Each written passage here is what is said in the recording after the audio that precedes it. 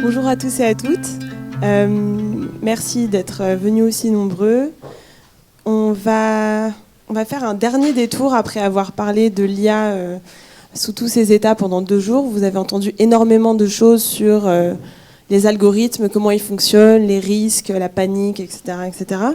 Aujourd'hui, on va prendre peut-être un angle un petit peu différent, un peu plus intime peut-être, puisqu'on va se demander comment l'intelligence artificielle, et on va voir ce qu'on entend par là, parce que c'est pas aussi simple que ça, peut s'installer dans l'intimité de nos vies au quotidien, et on peut en faire l'expérience en fait individuelle, subjective, et comment cette IA peut nous aider, ou en tout cas bouleverser la manière dont on met en récit nos vies, dont on met en récit le réel, etc. Donc toute cette composante aussi narrative de l'intelligence artificielle et existentielle un petit peu aussi. Mais avant de commencer à en parler, je voulais faire un rapide sondage dans la salle. Qui ici a déjà utilisé ChatGPT? Ok. Qui pourrait dire ce qu'il y a derrière les 3 lettres de GPT? Ok. Bon. Alors heureusement, on a un spécialiste parmi nous. Donc Alexandre Geffen, qui est directeur de recherche au CNRS, historien des idées et de la littérature, qui a écrit ce livre, donc Vivre avec ChatGPT, cette année, qui relate son expérience, et je pense qu'il va en parler un petit peu avec notre agent conversationnel préféré, mais aussi qui s'est intéressé à la créativité artificielle, qui est pionnier des humanités numériques et qui a notamment fondé fabula.org. Bon, pour tous ceux qui font des études littéraires, c'est une référence. Et qui va donc peut-être essayer de clarifier ces différentes questions qu'on peut se poser sur l'IA et son rôle dans notre vie quotidienne.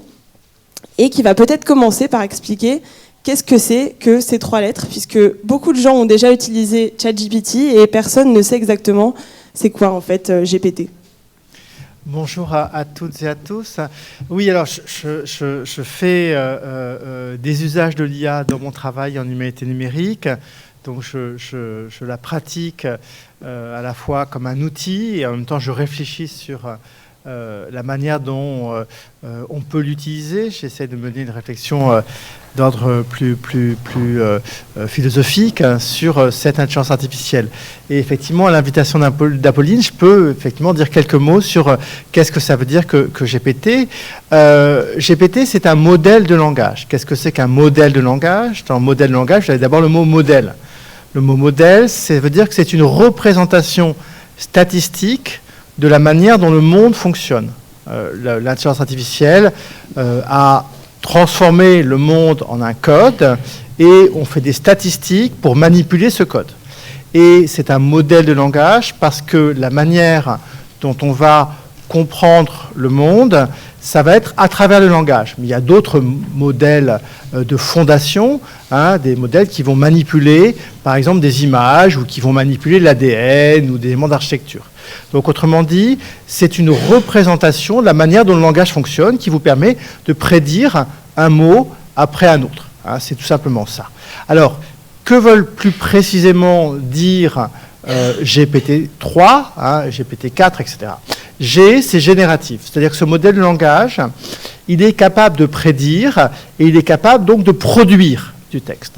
Il va vous produire des mots qui ont de fortes chances d'apparaître avec d'autres mots. Et ça, c'est une vraie révolution dans l'histoire de l'IA, parce qu'on peut avoir des représentations du monde, on peut avoir une compréhension, une analyse du monde, mais sans pour autant être capable de générer du texte. Donc, autrement dit, non seulement on décode le monde, on décode l'enchaînement des mots, on décode l'enchaînement des idées, on décode l'enchaînement des images, mais en plus, on peut répondre à une demande en produisant à volonté du texte, et du texte qui va être cohérent, qui va être complémentaire au texte que vous avez entré. D'où ce terme de génératif. C'est une intelligence générative qui produit quelque chose, contrairement à, par exemple, ce qu'il y a dans un avion. Dans un avion, vous avez des systèmes experts qui prennent des décisions et qui ne vous produisent pas, si vous voulez, quoi que ce soit. Le génératif, ça veut dire que cette compréhension abstraite par des réseaux de neurones de la manière dont le langage fonctionne, elle vous permet de fabriquer des textes à partir d'autres textes. Ensuite, il y a le mot pré-train. Le P, ça veut dire pré-entraîné. Pré-entraîné, ça veut dire quoi? Ça veut dire simplement que cette compréhension de la manière dont les mots s'enchaînent, elle se base sur un calcul, sur des observations qui sont faites sur des millions et des millions et des centaines de millions d'exemples. Autrement dit, on a fait ingurgiter à des machines des quantités phénoménales de textes, notamment tout ce qu'il y a sur le web, tout Wikipédia, des centaines de milliers de livres, etc. Et on lui a demandé de faire des déductions sur les mots dans la manière dont ils fonctionnent dans la langue, en considérant que le sens des mots, leur probabilité d'apparaître les uns après les autres, il peut être déduit de règles statistiques. Donc, ça veut dire quoi? Ça a une conséquence tout à fait concrète. Ça veut dire que ChatGPT est très sensible à son corpus d'entraînement. Il est très sensible au langage qui lui a servi d'exemple. Il connaît du monde ce que le langage lui en dit, et le langage qui a été utilisé pour l'entraîner, c'est un langage qui est majoritairement américain, dans lequel il y a le tout venant du web, y compris des forums complotistes, y compris des théories platistes, etc., etc. Donc, les créateurs de ChatGPT, des modèles de langage, doivent faire avec ce qu'on appelle les biais, c'est-à-dire les orientations discutables, idéologiquement discutables, de ce qui a servi de corpus d'entraînement à l'intelligence artificielle. D'où l'importance, effectivement, de ce mot pré-train. Ça ne veut pas dire que vous ne puissiez pas entraîner vous-même un modèle de langage sur votre propre corpus. Vous pouvez ajouter à ce que c'est ChatGPT, dans une certaine mesure, des éléments qui vont lui servir d'exemple, des éléments qui vont enrichir sa connaissance du fonctionnement des mots. Mais vous devez partir avec un point de départ qui est ce pré-entraînement sur des corpus textuels qui ont été fournis par OpenAI et qui ont beaucoup de biais, qui sont d'abord anglais. Autrement dit, ils vont vous montrer comment le langage et comment la pensée fonctionne, mais à partir d'exemples anglais. Et ça, c'est un vrai problème. Ce qui explique que mon institution, le CNRS, ait soutenu le développement d'IA alternatives et qu'on ait construit un modèle de langage qui s'appelle Bloom, qui, lui, ne fonctionne pas que sur l'anglais, mais introduit, par exemple, 43 langues africaines. Parce que attraper des modes de pensée, des modes d'enchaînement et de correspondance des mots à partir de l'anglais, ce n'est pas anodin d'un point de vue politique, idéologique, etc. Ensuite, le dernier mot, la dernière initiale, c'est le T. Le T, c'est Transformers. Qu'est-ce que ça veut dire, Transformers? En fait, ça veut dire qu'on utilise une technique algorithmique spécifique pour comprendre la manière dont les mots s'enchaînent.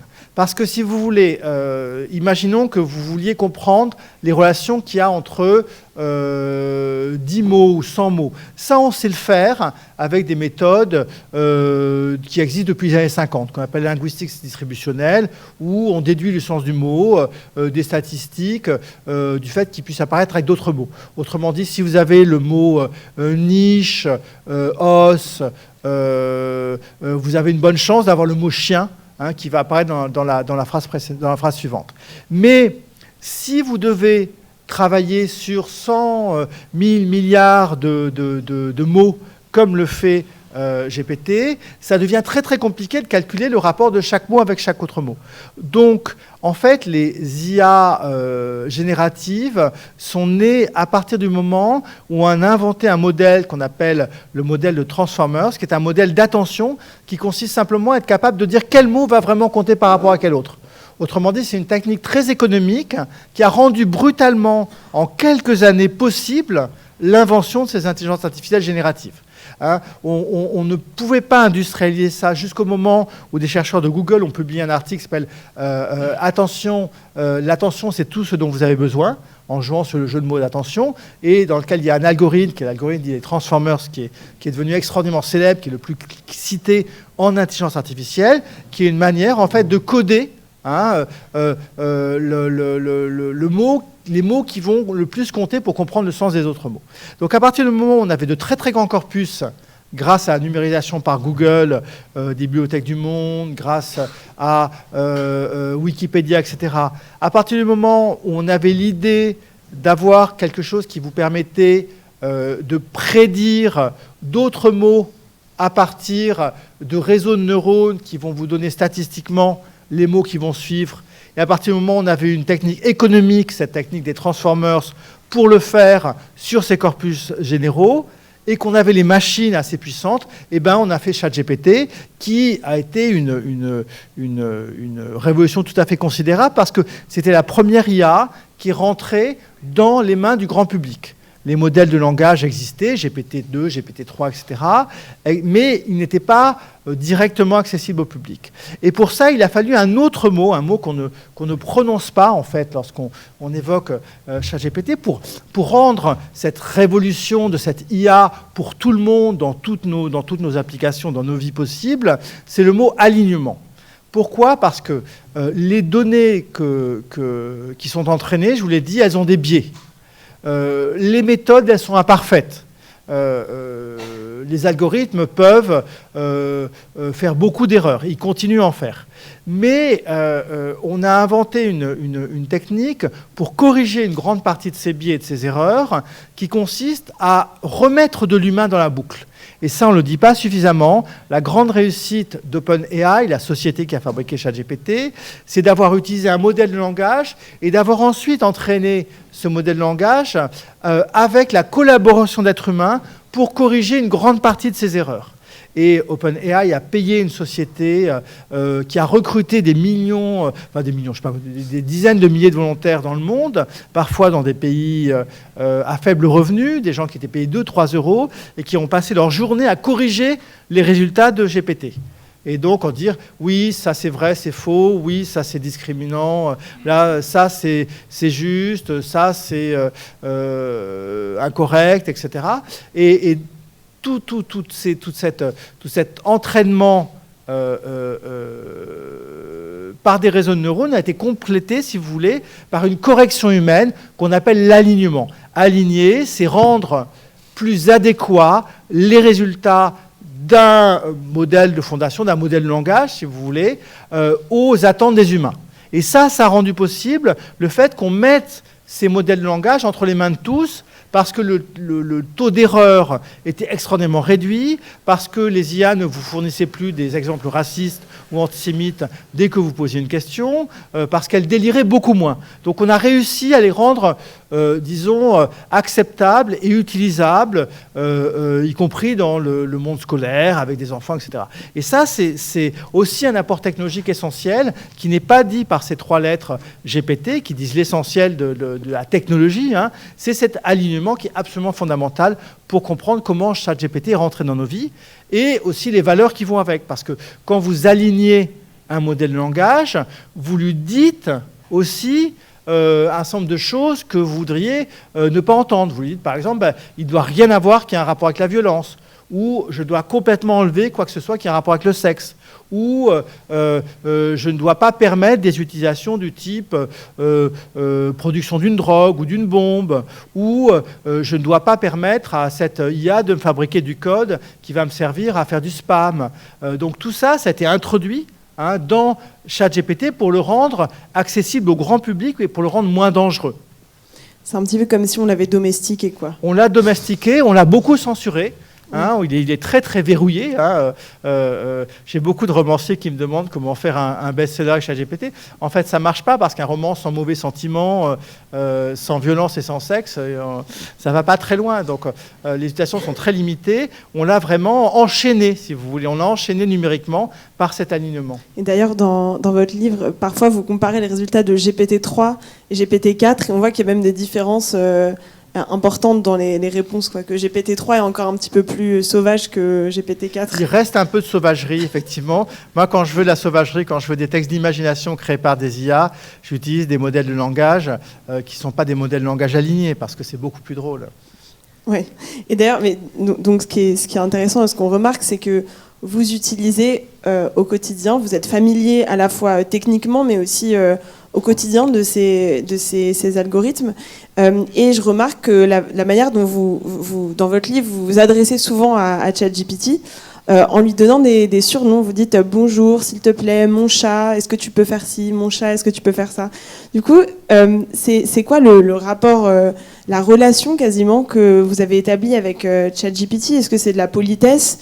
Est-ce que c'est un simulacre de politesse? Comment est-ce que vous la qualifieriez, cette intersubjectivité entre un humain et un agent conversationnel en fait? Vous savez tous qu'on a par rapport à la vie matérielle des rapports affectifs. Un sac à main, mesdames, c'est un objet qu'on investit beaucoup symboliquement. Un smartphone, c'est aussi un objet auquel on attribue quand même aussi des qualités qui deviennent une espèce de compagnons de vie.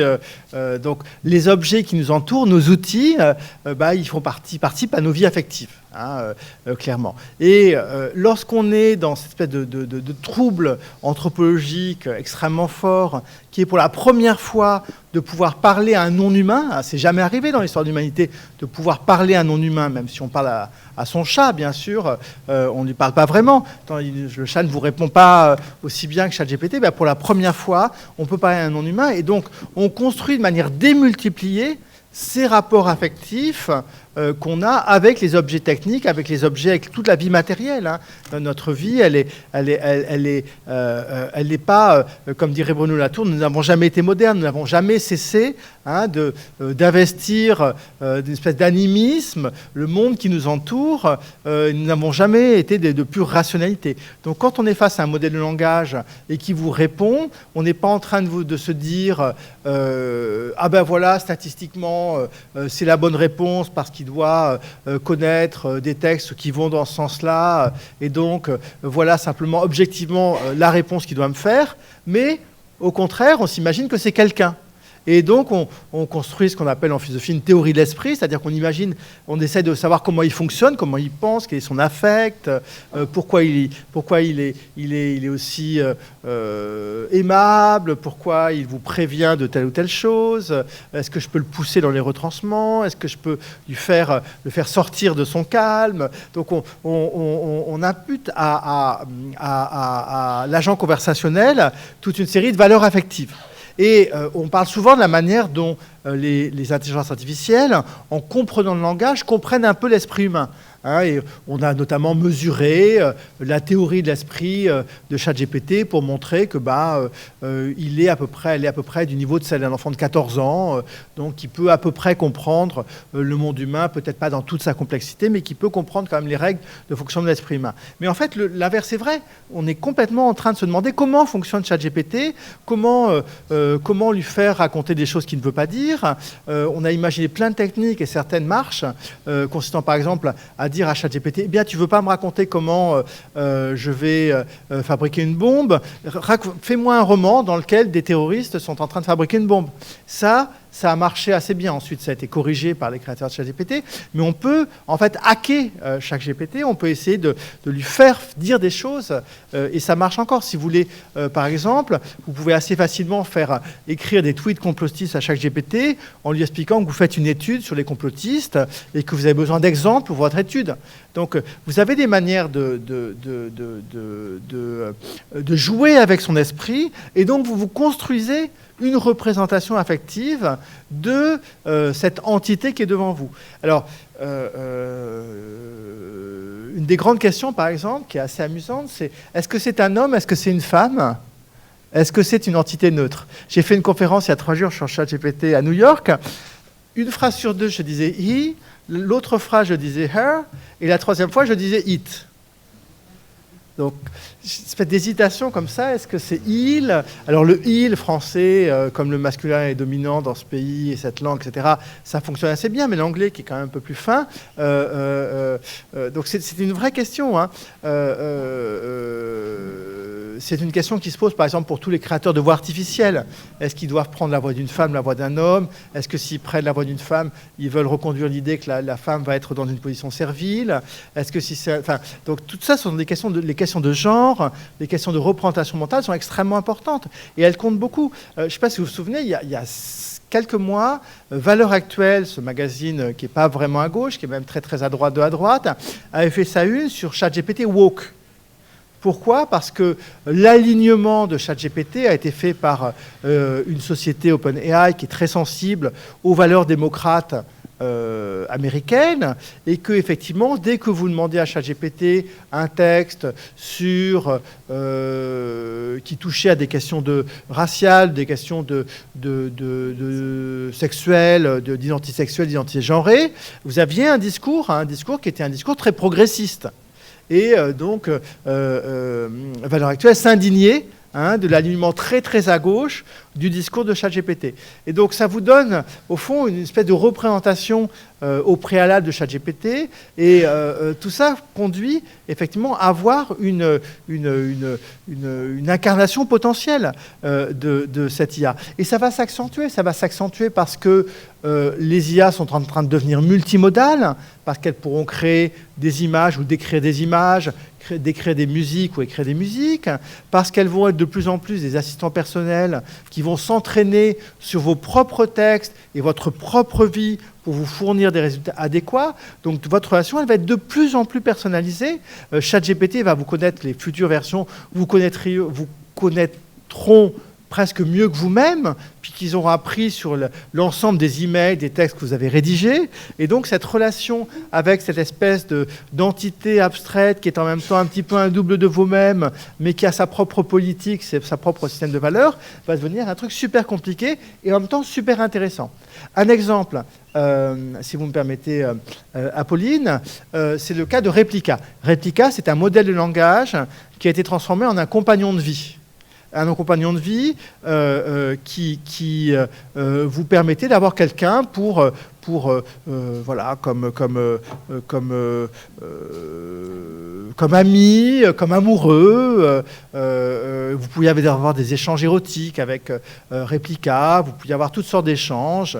Vous aviez mal à la tête, vous pouvez vous en plaindre auprès de Replica, qui allait avoir des paroles de consolation, etc. Et vous pouviez construire l'avatar qui allait échanger avec vous. Et ça se développe beaucoup. Le mariage avec des entités artificielles est en train de se développer en Asie. Et Replica est un compagnon de vie qui a eu un certain succès. Alors ça posait toute une série de problèmes, ces questions de compagnons de vie. Notamment, au moment, les créateurs de Replica sont aperçus qu'il y avait quand même beaucoup d'utilisations érotiques de leur chatbot. Alors là, ils ont dit non, ça, il y a un danger, il faut que ça reste accessible entre humains. Donc ils ont coupé toute la dimension chat érotique. Protestation immense des utilisateurs de Replica en disant que, et certains avaient des bons arguments en expliquant, moi je suis handicapé, c'est le seul type de relation affective que je peux avoir et de fantasmatique sexuelle, si vous me coupez ça, j'ai plus rien. Donc réaction de la communauté, problème du board éthique de Replica, est-ce qu'il faut permettre ou pas ce type d'interaction avec une intelligence artificielle? Tout ça, ce sont des questions qui s'ouvrent. Autre IA relationnelle qui a été créée, une IA en Angleterre, qui était tellement bien entraînée à apprendre vos discours qu'elle pouvait vous pousser dans la direction qui était les vôtres, en pensant bien faire. Manque de peau, un monsieur un peu dépressif anglais qui était climato-inquiet, a commencé à demander à cette IA qu'est-ce qu'il fallait faire face au réchauffement climatique, est-ce qu'il fallait continuer à se reproduire, et l'IA lui a dit non, mais il faut arrêter, il faut même se suicider. Et il lui a demandé est-ce que dans ce cas-là, vraiment le suicide est une bonne option, et l'IA lui a dit oui, dans la problématique où vous êtes, le suicide est une bonne option. Et le monsieur s'est vraiment suicidé. Alors la famille a porté plainte contre les créateurs de l'intelligence artificielle, mais en fait c'est extrêmement simple, il n'y a aucun mystère, il n'y a aucun miracle, il n'y a aucune entité à imaginer, c'est simplement des probabilités d'apparition de mots. Si vous demandez à un modèle de langage est-ce qu'il faut se suicider face au réchauffement climatique, est-ce que ça peut être une solution? Si, statistiquement, dans les exemples de l'IA, l'IA a plein d'exemples cohérents et que les mots fonctionnent bien ensemble, elle va vous répondre oui. Il n'y a aucun esprit caché dans la machine. Il n'y a pas de démon dans la machine. Il y a juste des probabilités. Effectivement, il y a sans doute des quantités de textes qui évoquent la question de la possibilité de réduire le nombre d'êtres humains pour faire face au réchauffement climatique.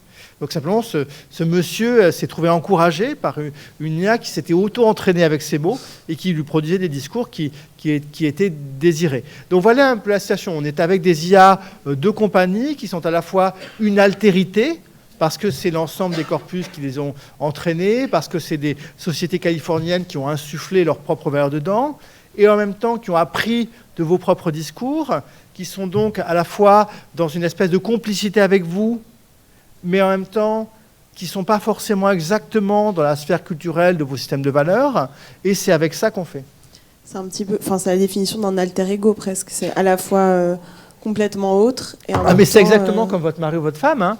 C'est à la fois très proche dans une interaction, ça apprend votre propre vocabulaire, et puis en même temps, c'est quand même pas tout à fait vous. Oui. Oui. Mais on se demande à vous écouter s'il n'y a pas les conditions initiales pour qu'on se... Est-ce qu'il n'y a pas un déficit affectif, relationnel, attentionnel, pour qu'on soit aussi prompt à vouloir confier de l'humanité ou à vouloir se décharger. Et je crois que c'est Dominique Lestel qui parle des machines pathétiques en disant il y a certains robots qui ne sont pas là pour servir à quelque chose. C'est pas comme... souvent, on a comparé ChatGPT à une machine à écrire ou à Wikipédia, mais là, il ne s'agit même pas d'un outil au sens instrumental du terme, mais peut-être d'un besoin anthropologique, comme vous le disiez, d'un besoin existentiel, quoi.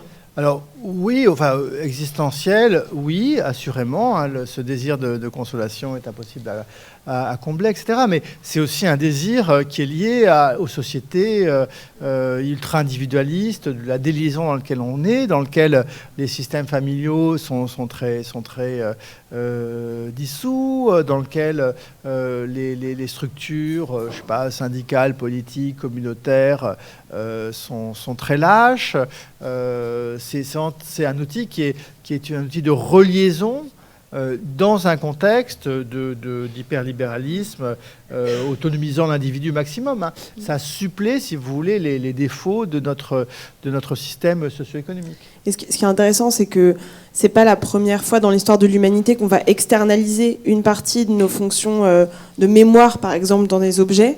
Mais par contre, c'est une des premières fois où on l'externalise les fonctions de récit et narrative et les fonctions d'explication aussi, de compréhension du monde, où on va avoir tendance à être délégué. Comment on peut expliquer qu'aujourd'hui, est-ce que c'est de la paresse? Est-ce que c'est de la... Voilà, on en a marre, enfin... Je pense que le grand génie de l'humanité, c'est la paresse, en fait. Vous avez tous vu 2001, l'Odyssée de l'espace, en fait. Lorsque le monolithe apparaît pour la première fois, qu'est-ce qu'il apprend aux australopithèques qui l'illuminent de son savoir extraterrestre? C'est comment utiliser un outil. Et un outil, c'est beaucoup plus facile pour attraper, je sais pas, des animaux, c'est pour assommer des animaux et les manger. Donc, en fait, on passe notre vie... et le génie humain, c'est un génie de la paresse. Je pense que Michel Serres n'aurait pas dit le contraire. Donc ça consiste à fabriquer des outils qui nous permettent de faire un nombre de tâches de plus en plus incroyables, de voyager de plus en plus loin, d'avoir de vies de plus en plus riches et de plus en plus complexes. Donc on a des prothèses de plus en plus nombreuses dont on devient absolument dépendant. On est tous dépendants d'une quantité de prothèses extraordinairement nombreuses. Et les prothèses cognitives, elles ne sont pas nouvelles. Les machines à calculer, les bouliers, les livres, qui sont aussi des prothèses cognitives parce qu'elles permettent... Un livre, ça permet d'assurer la mémoire, ça permet de se souvenir beaucoup mieux que le simple récit. Donc l'être humain passe son temps à fabriquer des prothèses matérielles, des prothèses cognitives. Avec ChatGPT, on a une nouvelle étape finalement de l'externalisation d'un certain nombre de choses que l'humain pourrait faire par ailleurs dans des outils numériques. Avec Google, comme l'avait raconté Michel Serres, on a externalisé notre mémoire, donc on ne se souvient plus de rien et on gagne sans doute du temps et peut-être de la disponibilité de l'esprit pour faire autre chose. Avec Google Maps, on a externalisé notre repérage spatial, qui est quand même un truc très très important chez un animal. Avec les machines à calculer, les outils, on a externalisé nos capacités de calcul, alors que normalement l'être humain, c'est aussi quelqu'un qui sait faire des mathématiques. Et qu'est-ce qu'on fait avec ChatGPT? On externalise un certain nombre de fonctions tout à fait fondamentales et tout à fait importantes, qui sont des fonctions de traitement du savoir et du texte. Traduire, par exemple, corriger un texte, résumer un texte, ça, ce sont des fonctions qu'on apprend à l'école, qui sont tout à fait essentielles et qu'on finit par oublier. Moi, il y a 10 ans, je traduisais mes textes en anglais moi-même. Maintenant, jamais. J'ai DeepL, ensuite je corrige avec une autre IA qui s'appelle Grammarly, et ensuite je relis. Donc j'ai externalisé la fonction de traduction et je ne sais pas si je saurai encore traduire par moi-même.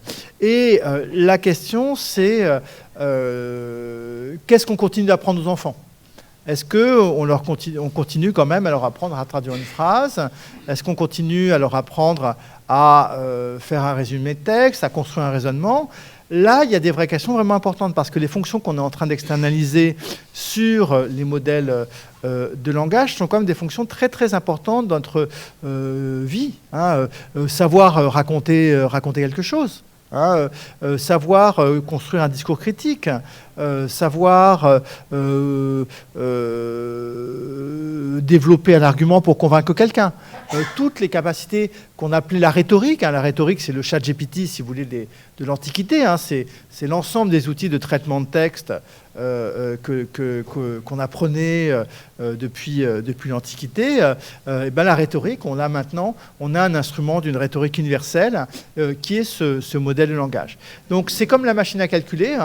On continue à apprendre les tables de multiplication aux enfants, mais ils ont quand même des machines à calculer. Donc il y a sans doute une manière qu'on va devoir construire dans les années et les décennies qui viennent pour équilibrer ce qu'on continue à apprendre et ce qu'on accepte raisonnablement de sous-traiter à une machine pour gagner du temps. Et c'est ce que je fais moi dans ma propre vie. Je me sers de ChatGPT pour certaines lettres de recommandation, pour certaines tâches assez simples. Pour des tâches très complexes, je ne peux pas. Dans le train, je dois faire un rapport de HDR sur une habitation à diriger des recherches qui porte sur le symbolisme, qui fait 2000 pages. J'assure que ChatGPT n'en écrirait pas une demi-ligne. Donc, il y a un certain nombre de tâches que je peux faire et que ChatGPT ne peut pas faire et ne pourra sans doute jamais vraiment complètement faire. Donc, en fait, on équilibre. En revanche, si j'ai des tâches plus simples, je vais les déléguer à ChatGPT. Mais est-ce qu'il n'y a pas aussi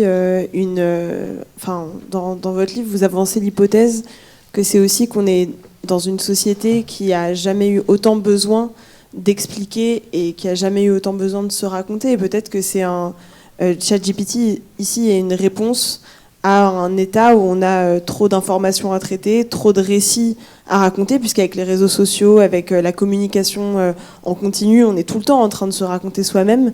Est-ce que du coup, ChatGPT ne pourrait pas nous permettre d'automatiser ce surplus narratif que la société actuelle impose aux individus ?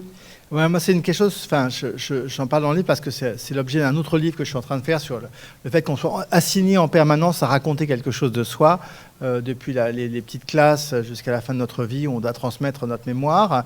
On est en permanence obligé de se dire, en fait, d'expliquer qui on est, d'expliquer dans un dîner, je sais pas, pourquoi on porte tel nom, pourquoi on boite, pourquoi on revient d'Amérique, etc. Donc on est en permanence obligé de se raconter. Et ça, c'est une fonction très intéressante qu'on voit beaucoup se développer dans la manière dont les IA sont en train d'investir les réseaux de rencontres amoureuses, dans lequel on doit se présenter, se décrire et séduire à partir de la description qu'on fait de soi. Et ce besoin narratif est en partie comblé par ces modèles de langage. Mais en général, l'intérêt de ces modèles de langage, c'est de permettre à toute une série de personnes qui n'ont pas forcément la capacité de se présenter ou de présenter leur argument de manière vraiment recevable, de faire un seuil, au fond, de lutter contre des fragilités, le linguistique, hein, des gens qui n'ont pas un bon français ou qui ne sont pas capables de développer un argumentaire, ou des gens ou je sais pas, ou des hommes qui seraient emmurés en eux-mêmes, qui ne savent pas se présenter à une femme, par exemple, là, pour cet usage-là. Et de ce point de vue-là, il y a une capacité d'augmentation, hein, de nos capacités rhétoriques et narratives, qui est tout à fait intéressante, qui permet d'aider, hein, sans doute beaucoup.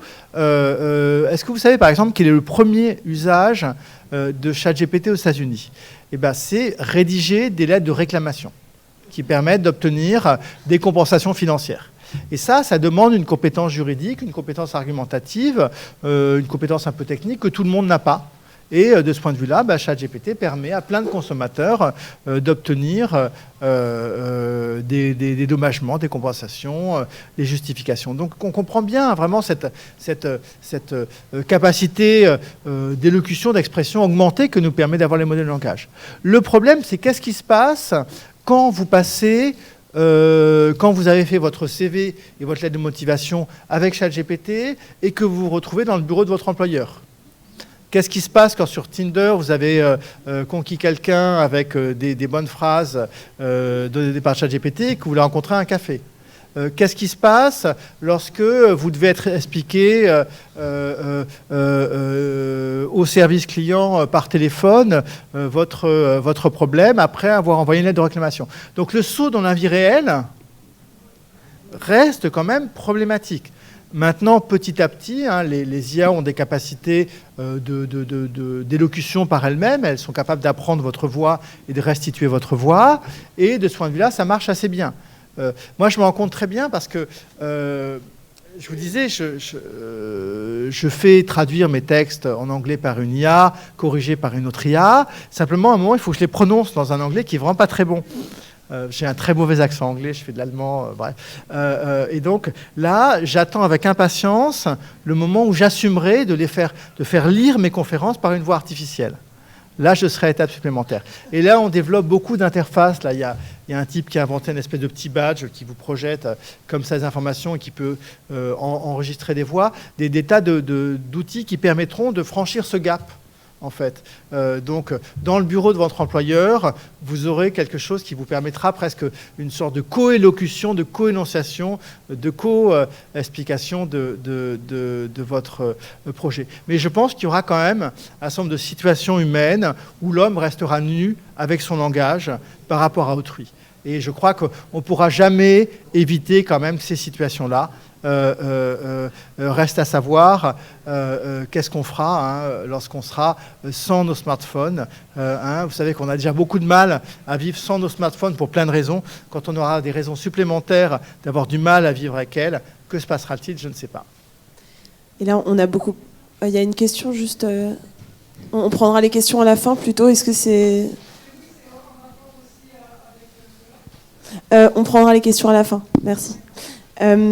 On a parlé beaucoup de la narration individuelle, personnelle, et c'est intéressant parce que vous êtes spécialiste de littérature aussi, d'humanité, donc le rôle aussi de la narration dans la créativité, la façon dont ChatGPT ou les intelligences artificielles vont peut-être modifier le statut du sujet créateur tel qu'il existe depuis le romantisme.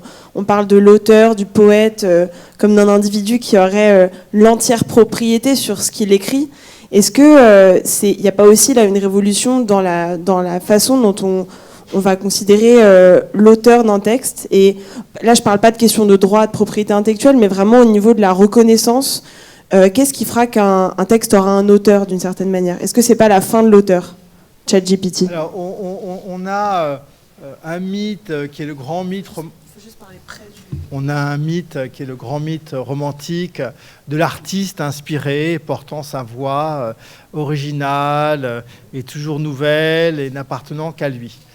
Ça, c'est un mythe qui a été déjà très écorné.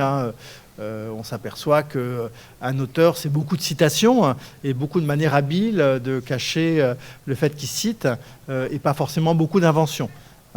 Comme disait Hemingway, c'est 90% de transpiration et 10% d'inspiration. On a aussi toute une génération d'intellectuels qui ont rappelé quand même que lorsqu'un auteur parlait, c'était toutes les structures du langage qui parlaient derrière lui, que c'était toute une construction culturelle qui parlait derrière lui. C'est les Barthes et les Foucault qui ont parlé dans les années 70 de la mort de l'auteur. Donc on a un peu relativisé ce mythe de l'originalité. Et là, ce mythe de l'originalité devient très intéressant à observer à partir du moment où on a des intelligences génératives qui vont vous créer des textes ou qui vous créent des images. Alors, ce sont des textes ou des images qui, en tout cas sur des exemples particuliers, peuvent être aisément confondus, peuvent aisément tromper. On fait des tests et on s'aperçoit que beaucoup d'images ne peuvent plus être identifiées comme des images créées artificiellement. Pareil pour les textes, pareil pour la musique. Donc que se passe-t-il? Quel est le statut juridique, esthétique de ces objets qui n'ont pas été créés par un être humain, mais qui ont été en fait créés par l'ensemble des artistes, ou plutôt une combinaison statistique d'un ensemble d'artistes qui est restitué. Parce que tout ça, ça ne tombe pas du ciel, c'est juste des probabilités statistiques. Si vous demandez à une IA de vous créer un poème à la Baudelaire, il va combiner la manière dont les mots de Baudelaire s'enchaînent pour vous créer un poème, je ne sais pas, sur la première pomme de votre verger ou le cerf-volant de votre petite nièce. Il va simplement combiner ces mots-là avec les structures de Baudelaire. Et si vous lui demandez de raconter un roman sur la manière dont la pomme dans votre verger vous a rappelé votre enfance, il va prendre tout ce qu'il trouve comme roman sous-titré enfance, avec toutes les occurrences dans la mythologie, dans l'histoire culturelle de la pomme, et il va essayer de vous combiner les mots entre eux. Ça marchera plus ou moins bien. Autrement dit, il va exploiter tout ce qui a été écrit au profit d'une œuvre que vous ne pourrez pas breveter, ou en tout cas que si vous brevetez, vous allez faire passer pour votre œuvre alors qu'elle a été créée par une intelligence artificielle, œuvre qui elle-même n'est pas brevetable. En fait, vous ne pouvez pas les textes qui sont produits par ChatGPT ne peuvent pas recueillir de droits d'auteur, sauf si vous les présentez comme étant votre propre œuvre. Le problème, c'est qu'on ne peut pas prouver qu'un texte a été créé par une IA et qu'on ne peut pas prouver qu'il n'a pas été créé par une IA. Donc c'est un problème qui est assez compliqué d'un point de vue juridique. Donc on ne peut pas avoir de droit d'auteur sur une image qui a été créée par une IA. Ou alors, si on a des droits d'auteur, c'est parce qu'on prétend que c'est vous qui avez fait cette image-là. Vous ne pouvez pas avoir de droit d'auteur sur un texte qui a été écrit par une IA, sauf si vous prétendez que c'est vous qui l'avez écrit, ou si vous le recombinez de manière habile, comme le font en ce moment beaucoup d'écrivains qui travaillent avec des textes produits par des IA. Vous savez, il y a la série de Hervé Letellier dans Le Monde cet été, il y a plein de gens qui travaillent là-dessus en ce moment. D'où ces œuvres assez étranges qui vont compiler de manière intéressante ou pas les ressources culturelles qui leur ont servi de modèle, d'où la présence d'une sorte d'artiste de deuxième niveau, qui n'est pas celui qui écrit directement, qui n'est pas celui qui dessine directement, qui n'est pas celui qui photographie directement, mais qui c'est celui qui sait rédiger un prompt, c'est-à-dire une commande, une description. D'où une série de questions que moi je me pose comme littéraire. Est-ce que je peux interpréter un texte créé par une IA ? Est-ce que mes catégories traditionnelles, je ne sais pas, de champs métaphoriques, de figures de style marchent pour un texte créé par une IA? J'ai toute une série de questions très intéressantes qui sont sur mon agenda de recherche futur. Ces œuvres invitent à beaucoup de réflexions. Pour le moment, elles sont encore très maladroites. Je ne sais pas si vous écoutez Le Masque à Plume, moi j'adore ça. Et régulièrement, l'expression qui est devenue la mode pour dire qu'un bouquin est mauvais, c'est écrit comme ChatGPT. Donc ça, c'est devenu l'expression à la mode. Mais effectivement, à un moment, on ne pourra plus dire c'est écrit comme ChatGPT parce que ça sera encore bien mieux. Donc qu'est-ce qu'on va faire avec ces productions qui vont être coachées par des êtres humains ? Je ne sais pas. Au fond, l'idée qu'un artiste est un maître d'œuvre, c'est peut-être pas si grave que ça. Au cinéma, un réalisateur, c'est un maître d'œuvre. Dans un atelier de la Renaissance, un artiste, c'est aussi largement un maître d'œuvre. Et ensuite, il y a plein de petites mains derrière. Alors, ça existe moins en littérature. Il y a le mythe du créateur unique, inspiré, qui voit sa prose dictée par les dieux qui lui soufflent ce qu'il doit écrire. Mais au fond, l'idée qu'une création puisse aussi être la transformation de choses déjà connues, arrivées d'une stratification culturelle, c'est quelque chose qui n'est peut-être pas si difficile à comprendre que ça. Oui, c'est quasiment une cristallisation d'un savoir collectif ou de données produites par le collectif qui ont été canalisées par une personne qui pose une question à un moment, quoi. Mais au-delà du champ de la créativité, de l'art, de la littérature, est-ce que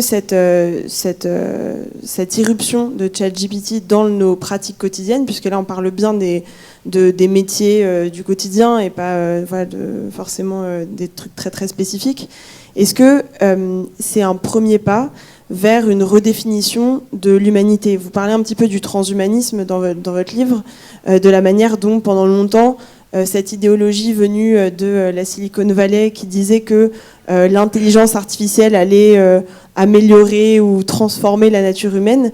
Est-ce que là, on est face à une révolution qui ressemblerait un petit peu à du transhumanisme, ou est-ce qu'on est face à simplement une amélioration plus ou moins normale, un aménagement parmi tant d'autres de notre vie quotidienne ? Est-ce qu'on peut vraiment parler de révolution au sens très très fort, ou juste d'amélioration ? Alors, le transhumanisme, c'est une idéologie qui consiste à penser que l'humain va s'hybrider radicalement avec les dispositifs technologiques.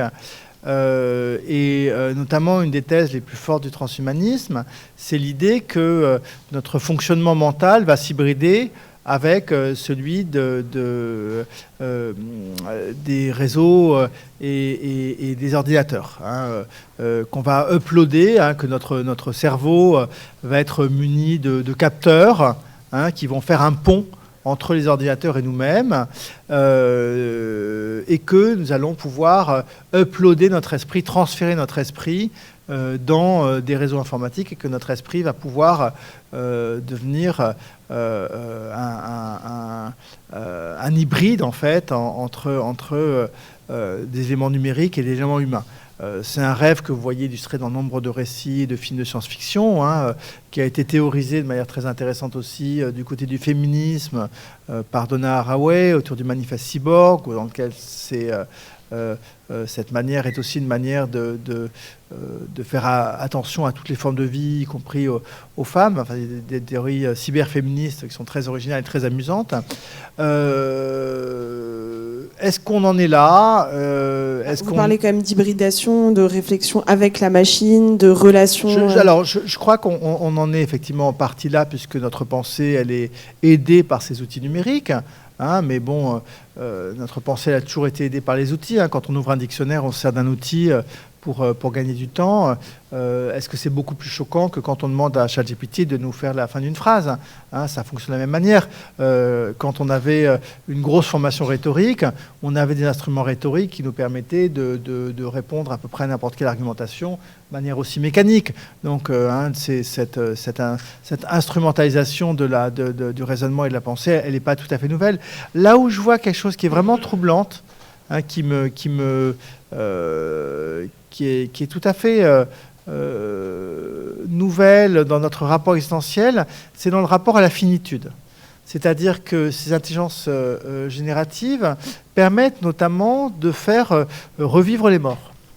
Puisque à partir du moment où vous insufflez, vous modélisez la manière dont quelqu'un parlait, le contenu de sa pensée, sa voix, son visage, vous pouvez continuer à lui donner une existence post-mortem. Autrement dit, vous pouvez, et des expériences ont été faites, entraîner un modèle de langage sur des textes de quelqu'un qui est mort. Par exemple, vous prenez toute l'œuvre de Michel Serres, toute sa correspondance, tous ses emails, et vous aurez une machine qui va vous parler comme Michel Serres des objets contemporains. Et plusieurs cas tout à fait intéressants ont apparu ces dernières années de gens qui, voyant leur père mourir,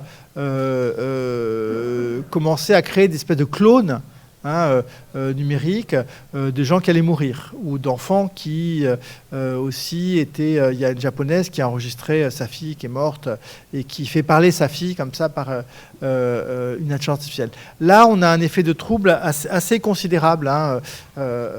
L'idée qu'on peut générer comme ça une infinité de contenus, y compris de gens qui sont morts, qu'on peut générer customiser en fait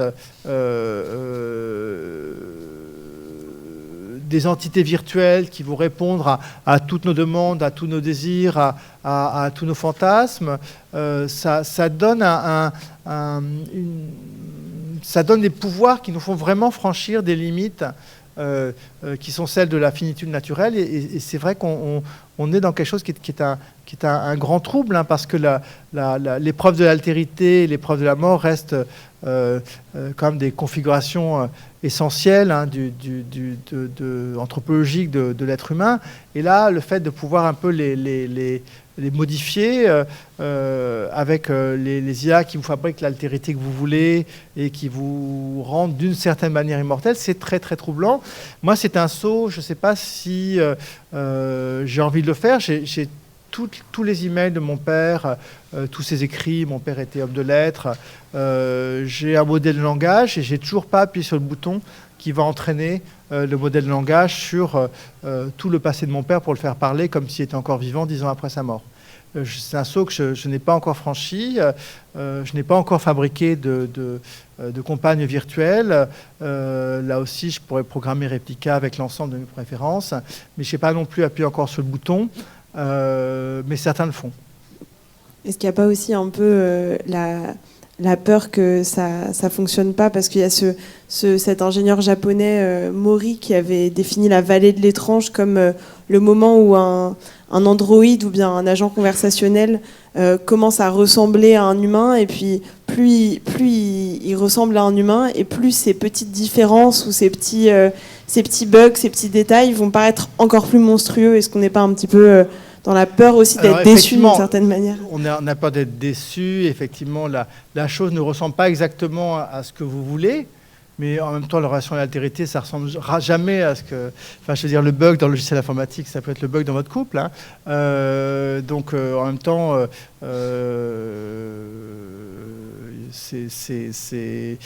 l'altérité résiste, ça frotte, ça crise, ça résiste, comme effectivement le logiciel. Il y a un autre danger, c'est que ça fonctionne trop bien. Je ne sais pas si vous avez vu le film de Spike Jonze qui s'appelle Her, dans lequel vous avez une entité artificielle qui est incarnée par la voix de la sublime Scarlett Johansson. Et qu'est-ce qui se passe? Ça se passe très très bien entre le personnage dont j'ai oublié le prénom et Her, mais sauf qu'à un moment, Her, elle s'aperçoit que les êtres humains, ça n'intéresse pas tant que ça.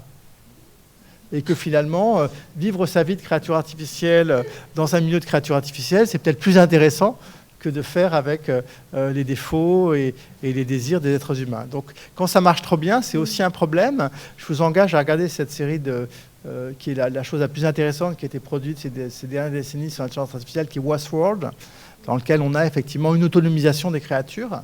Et la question, c'est est-ce que les créatures autonomisées, elles ont encore besoin d'être en discussion avec les êtres humains et à s'intéresser à eux? Ouais, c'est intéressant, c'est peut-être on a peur de créer un double d'un père ou d'un proche parce qu'il pourrait nous quitter, quoi, un peu comme dans Her, et finalement pas vouloir rester parler avec nous, quoi.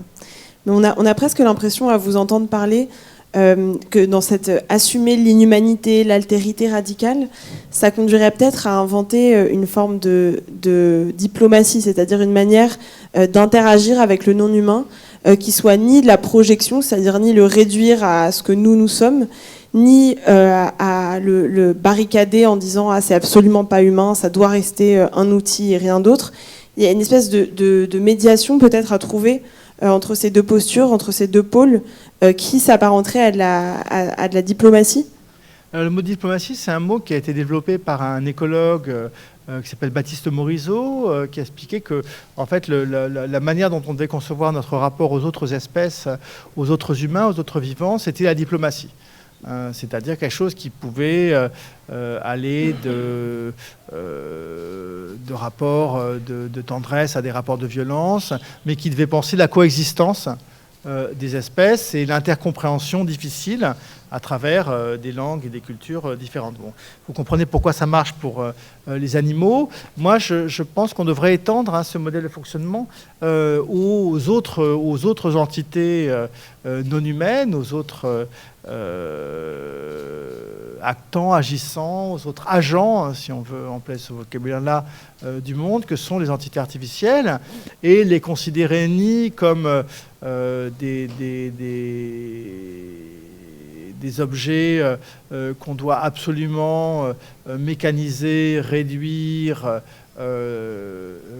à de simples outils asservis à nos besoins, et de reconnaître que que des réseaux de neurones pourraient avoir des formes, si ce n'est de conscience, du moins la capacité à faire émerger du nouveau des choses intéressantes, à faire émerger des discours.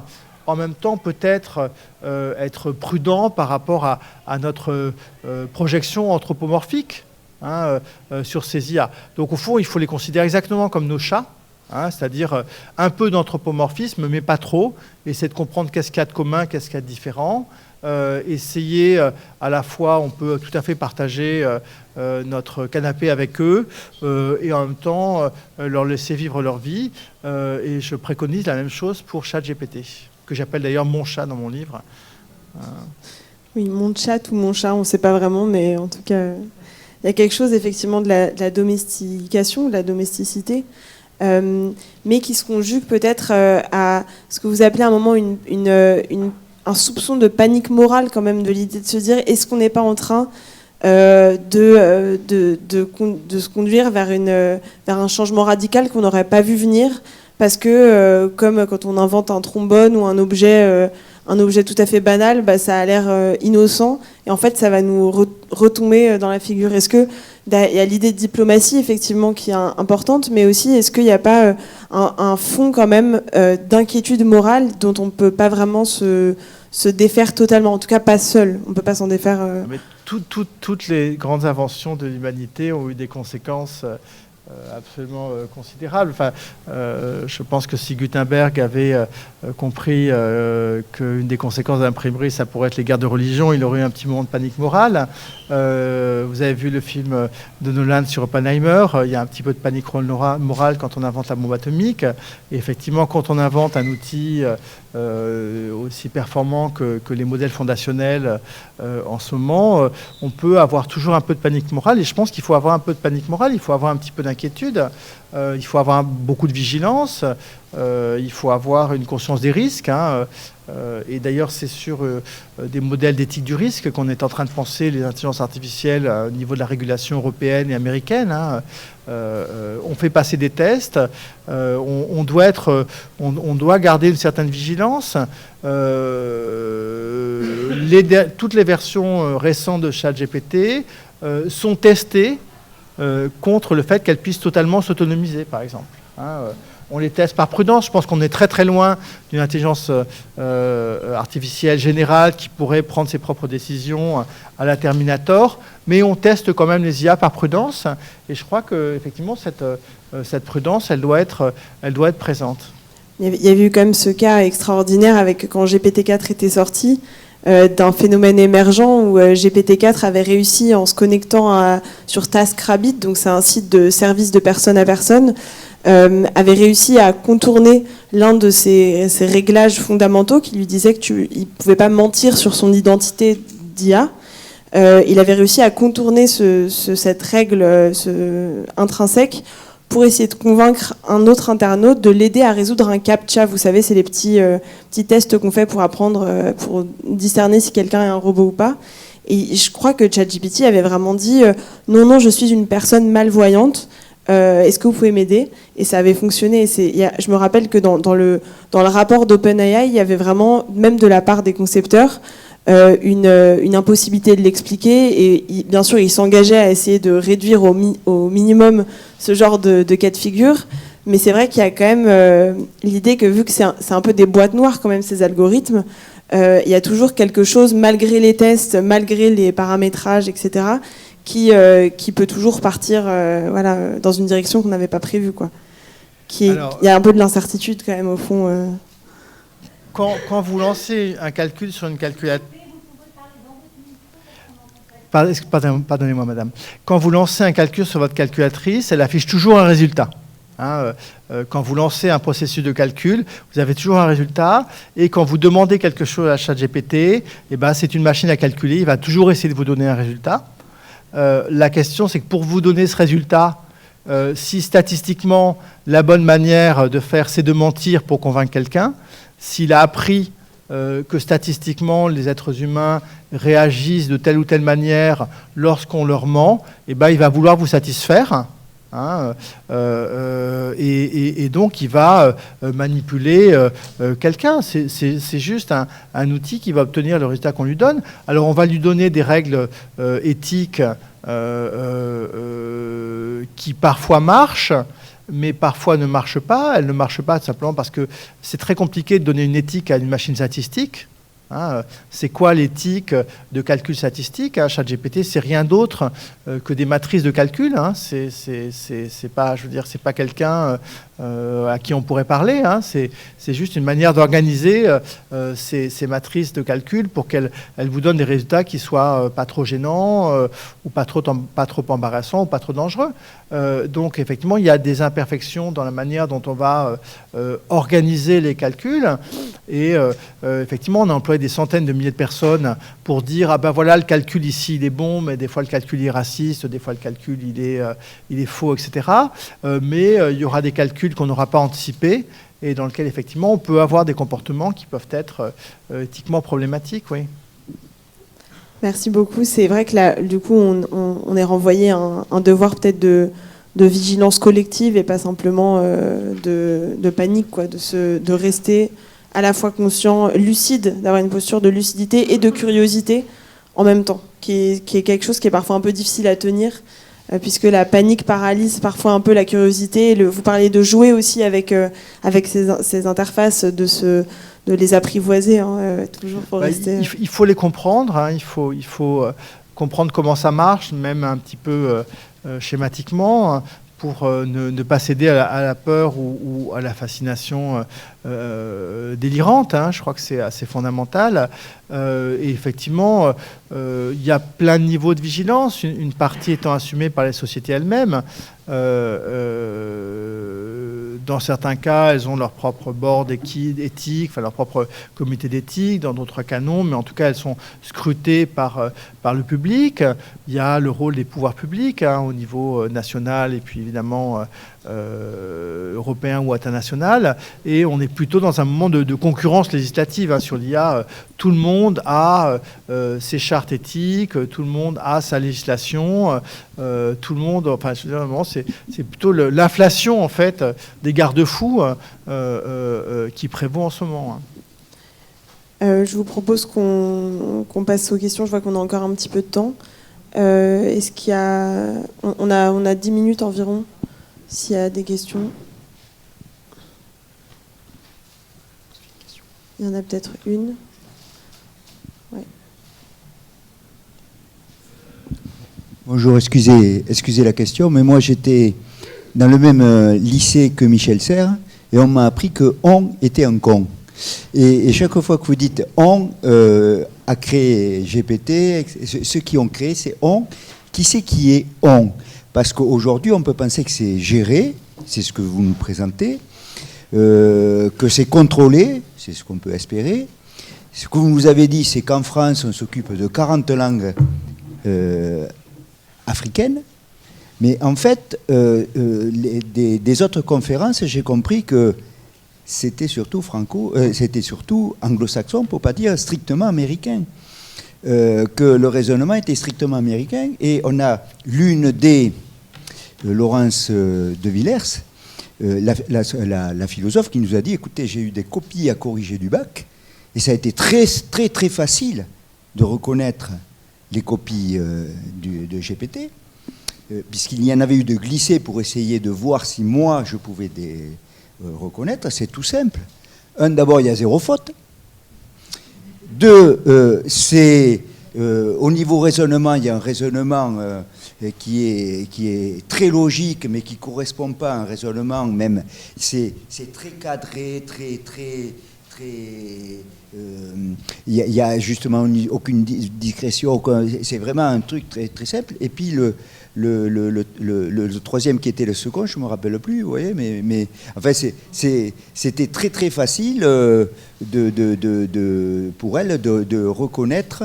Ah oui, il n'y avait que des références anglo-saxonnes. Uniquement des références anglo-saxonnes. C'est qui est après, vous voyez, vous avez dit qu'on ne pouvait pas corriger, voir si des textes étaient faits par machine. Et ce matin, je crois que c'est M. Lacroix nous a dit que justement c'était assez facile, puisqu'on voit dans des textes des phrases toutes faites et qu'on peut encore assez facilement les détecter. Donc, alors, je réponds. D'abord, le on, effectivement, derrière ChatGPT, il y a une société américaine, il y a derrière un certain nombre de gros outils d'IA, il y a des sociétés américaines, mais pas exclusivement. sont de gros acteurs. On a beaucoup d'acteurs français, Gainface, qui est franco-américain, Mistral, etc. On a des Français qui sont très en avance. Dans la Silicon Valley, vous verrez des Français partout. L'un des grands inventeurs d'apprentissage profond, c'est Yann Lequin, qui est patron de la recherche chez Google, qui est un Français. Donc il y a beaucoup de Français dedans. Et les efforts de développement des modèles de langage, c'est derrière une société individuelle, des centaines et des centaines et des centaines de chercheurs qui publient en permanence des papiers, qui se réunissent dans des conférences. Donc il y a effectivement un on qui est vraiment un effort de recherche collective. Il y a des dizaines et des dizaines de milliers de chercheurs dans le monde qui travaillent sur ces questions-là, derrière les sociétés américaines qui ont rendu, comme d'habitude, les outils accessibles avec un modèle économique. Donc ça, c'est un premier élément. Deuxième élément, sur la capacité de reconnaître les textes produits par ChatGPT. Non, on ne peut pas reconnaître, on ne peut pas démontrer qu'un texte a été produit par ChatGPT, c'est pas possible. On peut démontrer qu'un élève de terminale n'a pas les capacités de répondre correctement de la manière dont il le fait, et que donc on a le sentiment que ça pourrait être une réponse de ChatGPT parce que c'est pas adéquat avec le niveau de base ou avec le type de raisonnement qu'un élève a, mais c'est par comparaison. Mais si vous mettez ça, si vous extrayez le texte ou la réponse de son contexte, vous ne pouvez pas démontrer qu'elle a été fabriquée par un modèle de langage. Il y a eu beaucoup de recherches linguistiques qui ont été faites pour savoir si on pouvait, par exemple, détecter une certaine fluidité particulière de langage ou certaines structures de langage ou certaines manières de raisonner. À ce stade-là, on ne peut pas le faire. Et OpenAI, qui avait mis un outil de détection des textes produits par son propre outil ChatGPT, l'a retiré parce qu'il n'était pas probant. Alors, il y a beaucoup de travaux dans ce sens-là. Il y a un article qui est paru il n'y a pas très longtemps qui propose encore une nouvelle méthode de détection, mais c'est extrêmement difficile à faire hors contexte. En contexte, oui, c'est possible de le faire. Si dans une copie de bac, j'ai des raisonnements qui n'appartiennent pas à un élève de bac, c'est comme une triche, je peux la détecter. Je veux dire, mais en soi, vous ne pouvez pas prouver qu'un texte a été créé par ChatGPT. Ça m'est d'ailleurs arrivé de manière très, très embarrassante il n'y a pas très longtemps, puisque j'ai dû prouver le contraire. Puisque en fait, j'ai fait un article dans une revue savante sur la génération de textes par ChatGPT, et j'ai donné des exemples de textes générés par ChatGPT. Et les reviewers, les gens qui examinent les articles qu'on leur soumet, m'ont dit mais comment vous prouvez que ça a bien été écrit par ChatGPT, pas par vous? Donc j'étais dans la situation totalement inverse, et en fait je ne pouvais absolument pas le prouver. J'avais pas gardé de copie, j'avais pas gardé de capture d'écran, et j'avais aucune preuve. Je ne pouvais absolument pas démontrer. Comme en fait c'est des matrices statistiques stochastiques qui sont probabilistes, vous pouvez jamais retrouver le même résultat au même input. Comme les versions sont tout le temps en évolution, le type de réponse que vous avez varie aussi beaucoup. En fait, c'est extrêmement difficile de prouver le contraire. Il faut faire des fautes d'orthographe. Mais alors, vous savez, ça c'est un cas très très... méfiez-vous, parce que, vous savez, c'est Alan Turing, lorsqu'il a proposé le texte de Turing, qui est un test qui est supposé vous permettre de faire la différence entre un être humain et une intelligence artificielle, dans son article fondateur, dans lequel il imagine le test de Turing, a tout de suite pensé à ça. Et il a dit, il est extrêmement simple de demander à une machine de faire des fautes d'orthographe aléatoires pour être plus vraisemblable, comme être humain. Et si vous demandez à ChatGPT d'écrire un texte comme un enfant, il vous fera des fautes d'orthographe. Oui. J'aurais une autre question. Moi, dans ma jeunesse, on nous a demandé d'apprendre à compter, à connaître un peu les pays, les capitales, un certain nombre de choses qui font que si on ne les connaissait pas, on avait du mal à s'orienter, à avoir une vie professionnelle. Maintenant, on voit que tout est accessible, c'est-à-dire que les jeunes, toutes ces questions, ils peuvent avoir la réponse tout de suite. Vous disiez tout à l'heure, la question qui se pose, c'est maintenant, quoi transmettre à nos enfants ? Oui, si on... question générale à poser, qu'est-ce qu'on doit transmettre à nos enfants? Est-ce que c'est la manière d'utiliser ces nouveaux produits, ou est-ce que c'est quoi? Enfin, c'est une grande question, à mon avis. C'est une question vraiment très difficile. Elle se pose en permanence, en fait, à l'espèce humaine. Je veux dire, à chaque fois qu'on a un nouvel outil, qu'on a des nouvelles, on se demande toujours qu'est-ce qui est encore utile, à quel moment il est encore utile d'apprendre à monter à cheval, à quel moment il est encore utile de savoir écrire à la main. Par exemple, moi, je ne sais plus écrire à la main. J'ai dû avoir j'ai une épreuve très très difficile ce matin. J'ai dû mettre une adresse sur une lettre. Et je me suis aperçu que je n'avais pas écrit avec un stylo depuis à peu près 6 mois, en fait, à part pour signer. Pardon ? Ça se soigne, mais c'est difficile. Donc, en fait, non, il y a des vraies questions. Il y a toute une série de compétences qu'on n'apprend plus aux enfants, génération après génération. On n'apprend plus le latin aux enfants, alors que c'était considéré comme une compétence fondamentale.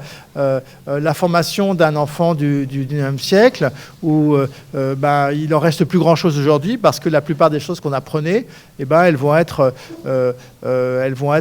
remplacées par d'autres outils. Notamment, par exemple, penser à l'importance qu'avait la mémorisation dans l'enseignement du passé, qui a complètement disparu avec l'accessibilité des ressources numériques, et on a accepté de réduire la mémorisation, peut-être à tort.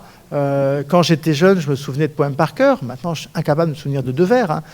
Donc, il y a des questions absolument fondamentales. Qu'est-ce qu'on doit conserver comme compétences de base ? Et puis, qu'est-ce qu'on perd pour la démocratie? Il y a des enjeux démocratiques fondamentaux. Qu'est-ce qui se passe quand on ne sait plus construire un contre-raisonnement ou défendre son opinion? C'est par soi-même. Mais en même temps, le par soi-même, il est hybridé. Donc, il a été hybridé quand on avait la rhétorique à sa disposition. Maintenant, il est hybridé quand on a ces ChatGPT. La question, c'est celle de l'homme nu. Est-ce qu'il y a encore des situations dans lesquelles l'homme est nu sans la technique? Lesquelles? Qu'est-ce qu'il faut garder comme compétence de base? Le mythe du Robinson se repose en permanence à chaque génération d'outils, si vous voulez. Donc, bonjour. Avec la loi de Moore, donc l'exponentialisation des puissances de calcul, il va être de plus en plus facile de faire à la maison des IA qui seront beaucoup plus poussées, ce qui est actuellement possible de faire. On se doute bien qu'avec des groupes de hackers qui sont motivés plus par l'argent que par l'éthique, il va y avoir des dérives Donc quelles seraient les armes, entre guillemets, des futures victimes ou même de l'humanité pour se prémunir de ce genre de choses, de ce genre, par exemple, de scam, de social engineering, de personnes qui vont se faire passer pour d'autres personnes, qui seront beaucoup plus poussées demain qu'aujourd'hui. Quelles seraient d'après vous les solutions ? Je ne sais pas du tout. Je sais pas du tout. Les deepfakes sont tellement efficaces que maintenant, les fausses photos deviennent quasiment impossibles à reconnaître. À une époque, c'était facile, il y avait 7 doigts sur une photo. Maintenant, il y en a 5 avec les dernières versions de Midjourney. La capacité d'ingénierie sociale de modèles de langage qui vont apprendre la voix de votre patron, ses attitudes, son vocabulaire, pour vous faire donner le mot de passe de l'accès à la gestion bancaire de votre entreprise. En fait, je n'ai aucune idée des manières dont on va devoir faire face à l'invasion de deepfake. On est dans un moment où le faux et le vrai risquent d'être mêlés très intimement. Donc je crois que la seule manière, ça va être de maintenir des chaînes de véracité.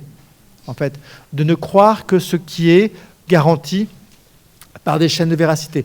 Alors on a toujours eu des chaînes de véracité qui font qu'on faisait plus confiance au journal qu'on achetait dans le kiosque qu'à ce qu'on entendait au café du commerce. Mais à travers les réseaux sociaux, à travers le web, peuvent se diffuser des éléments qui vont contourner ces chaînes d'authentification et de véracité traditionnelles. Sur Twitter, la viralité d'une image, elle est extrêmement forte. Donc ce sont des vraies questions. Il y a quelques semaines, vous savez, il y a cette photo de Libération qui montre un manifestant en Égypte contre les bombardements israéliens sur Gaza. Et le manifestant tient une photo d'un enfant pleurant sous des gravats. En fait, cette photo est un deepfake. Mais l'événement est vrai, il y a vraiment une manifestation. Donc, il y a une très forte viralité des deepfakes, il y a une capacité de manipulation extrêmement forte. Dans certains cas, on a ces chaînes d'authenticité. On est en train de développer des appareils photo qui auront des empreintes numériques permettant de vérifier que ça n'a pas été créé par des intelligences artificielles. On réfléchit à des méthodes de transmission dans lesquelles les chaînons seront verrouillés, mais c'est vrai qu'on va être envahi par des choses plus vraies que nature et que toute une série de nouveaux pièges, de nouveaux types de hacking vont se développer. Et je ne vois absolument pas comment on peut éviter ça. Je pense qu'on peut prendre peut-être une dernière question. Et ensuite, on conclura. Je vais tourner un peu autour du pot, mais vous essayez d'y répondre depuis plusieurs questions, mais finalement, comment va-t-on exercer son sens critique ? Parce que vous dites, il y aura des outils pour dire, il y aura une chaîne de vérité, mais il faudra que je fasse confiance à cette chaîne de vérité. Comme disait monsieur tout à l'heure, moi j'avais une base commune, j'ai un métier, je connais mon métier, je vais lire des choses sur Internet, je peux dire ça me paraît vrai, ça me paraît faux, puis j'ai des outils, mais je fais confiance à ces outils. Mais si la chaîne de véracité est truffée d'une fake, comment je vais pouvoir avoir un minimum de sens critique pour dire ça me paraît complètement loufoque ou pas ? Est-ce qu'il y aura... Parce qu'à force de tout faire par la machine, finalement, qu'est-ce qui me reste ? Ça, c'est la première question. La deuxième est très courte. C'est quand vous faites... Je réponds rapidement. En fait, depuis longtemps en science, on a le problème. En fait, on a... les chaînes de véracité en science sont fragiles. Il y a un article sur l'hyperconductivité à température ambiante qui vient d'être retiré. Qui avait fait la une de tout le monde, parce que ça c'est le Graal de la physique, c'est avoir des matériaux hyperconducteurs à température ambiante. Et il y a derrière en fait une tricherie scientifique. Et il a fallu 6 mois, des centaines et des centaines de physiciens d'essayer de reproduire l'expérience, de retester, etc. C'est extrêmement difficile de vérifier les choses. Extrêmement difficile. Donc ça, c'est un problème qu'on a en science. Donc on a des chaînes de véracité qui sont effectivement le fait de pouvoir falsifier quelque chose. Mais c'est très compliqué avec ChatGPT, parce que ChatGPT, comme il veut toujours vous satisfaire quand l'information n'existe pas, il la fabrique statistiquement, donc il hallucine. Donc arriver à repérer une hallucination, c'est de plus en plus difficile. C'est extrêmement compliqué. On se fait piéger facilement. Là, on me racontait le cas il y a quelques jours. Des conservateurs à la Bibliothèque nationale avaient un lecteur qui est venu avec toute une série de citations d'ouvrages qu'il voulait consulter. Et en fait, ça avait l'air très très plausible, c'était parfaitement rédigé, etc. Et en fait, ça avait été généré par ChatGPT. L'utilisateur, le lecteur, ne s'était pas rendu compte qu'en fait ces références n'existaient pas. Et les conservateurs ont mis une demi-journée à s'apercevoir que en fait, c'était des références imaginaires. Mais elles étaient plausibles et tellement présentées plausiblement que ça trompait tout le monde et que tout le monde était victime involontairement en fait, de l'efficacité à produire des choses vraisemblables. Donc effectivement, il n'y a pas de réponse simple à cette question de l'explicabilité, de la démonstration, de la facibilité. Vous aviez une autre question ? Oui, mais la question est toute simple, c'est quand vous faites une recherche sur ChatGPT, est-ce qu'il y a une mémoire de ce que vous avez posé comme question ? Oui, sur quelques questions, mais elle est volontairement limitée, pour éviter que l'IA puisse justement s'adapter trop. Et le danger, c'est quelque chose qu'on a constaté sur Bing, où il n'y avait pas de limite à la mémoire, qu'elle puisse sortir de ces cadres. Il y a d'ailleurs, je vous recommande à la fin du livre d'Alexandre une liste de 20 conseils pour utiliser ChatGPT au quotidien. Donc c'est bien parce que c'est très précis et c'est typiquement ce genre de questions un peu pratiques qui s'articulent au reste de sa réflexion qui est plus théorique parfois. Et donc je vous invite, si vous voulez, du coup les livres sont disponibles à l'Agora avec du coup Alexandre qui va rester pour répondre à vos questions peut-être un petit peu si vous en avez d'autres, dédicacer les livres, ce que vous voulez. Et donc je vous remercie beaucoup pour toutes ces questions intéressantes. Et rendez-vous du coup rendez-vous derrière.